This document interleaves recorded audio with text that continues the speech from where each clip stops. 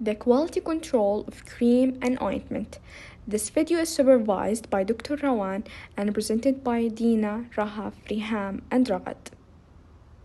First, creams. Creams are homogeneous semi-solid preparation consisting of opaque emulsion system. Their consistency and rheological properties depend on the type of emulsion, either water in oil or oil in water, and on the nature of the solids in the internal phase. Creams are intended for application to the skin or a certain mucous membrane for protective, therapeutic, or prophylactic purpose, especially where an occlusive effect is not necessary. The term cream is most frequently used to describe soft, cosmetically acceptable types of preparations. Ointments are homogeneous, semi-solid preparation intended for external application to the skin or mucous membrane. They are used as emollients or for the application of active ingredients to the skin for protective, therapeutic, or prophylactic purpose, and where a degree of occlusion is desired. Physical appearance. Gross microbial contamination, crystal growth, noticeable change in viscosity, development of a granular or lumpy appearance, and emulsion cracking. Determination of particle size. 1. Dilute an appropriate amount of the preparation with an equal amount of glycerin or liquid paraffin. 2. Place the mixture on the slide and examine it under a high resolving power microscope. 3. Count the number of particles whose diameter is more or less than the limit specified in the study. 4. Compare the percentage with an official limits. Weight change test. 1. Determine the tin-filled containers. 2.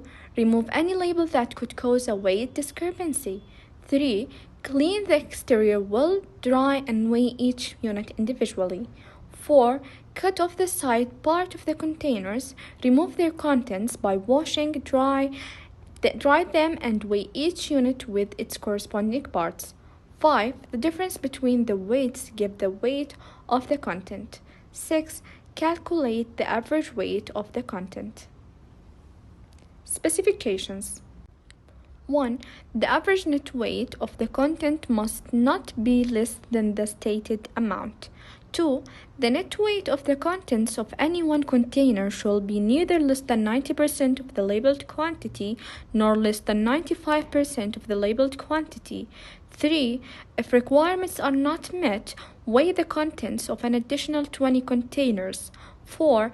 The average net weight of the contents of 30 containers must not be less than the specified quantity. 5. The contents of not more than 1 out of 30 containers must be less than 90% of the labeled quantity and not less than 95% of the labeled quantity. Solubility test. Contents should be soluble in 9 parts water and 1.7 parts hot water. The contents must be compatible with alcohol, ether, and chloroform. Sterility test for ophthalmic ointment. Membrane filtration method and direct inoculation method.